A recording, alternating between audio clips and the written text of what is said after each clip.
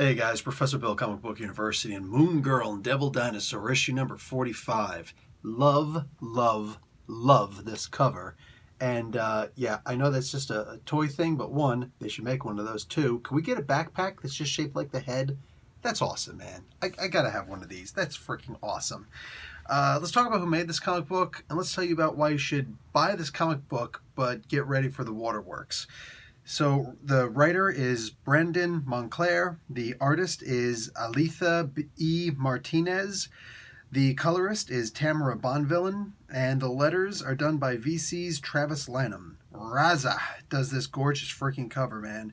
So, and Devil Dinosaur was created by Jack freaking Kirby. So, basically it's just Moon Girl and her class at the Natural History Museum. And, they walk in and Devil Dinosaur, through Lunella's eyes, sees the fossil of some other T-Rex. I've been to the Natural Museum of History. I've been to a lot of museums in New York and Philadelphia, including here in Canada. And I can tell you that most of these dinosaur, exhibits are actually not the real fossils. They're usually just some plastic and plaster thrown together to be used instead. But I'm willing to suspension of disbelief in this. So and what happened to all the wires and the metal, the rivets holding them together? That's a little weird. So anyway, somehow Devil Dinosaur shows up there. I guess he just ran there. And he falls in love with this statue. Apparently he knew this T-Rex before.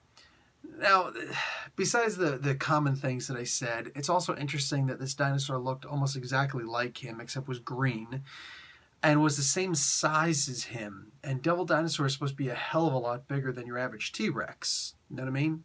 And this thing was just as big. Does that mean there was another T-Rex that was affected much like Devil was? I don't know. But I'm looking forward to, seeing something like that in the future, because Devil kind of deserves a mate. I'm just saying. At one point, the dinosaur actually comes to life because, well, you know what? I can explain it, but, read the comic book. I think that too much of the time in this comic book was spent with the idea that this Eduardo guy, this fellow classmate of hers, was an absolute idiot. And he's an idiot in every single way, like with his girlfriend, with Lunella, with the threat at play here.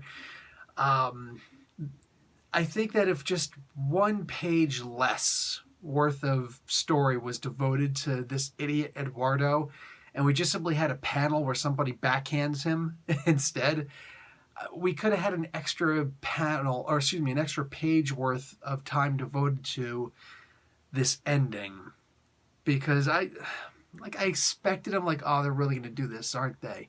And I expected that I was going to wind up, shedding a tear or six. Instead, nothing. It was just like oh, that's sad. But that's it.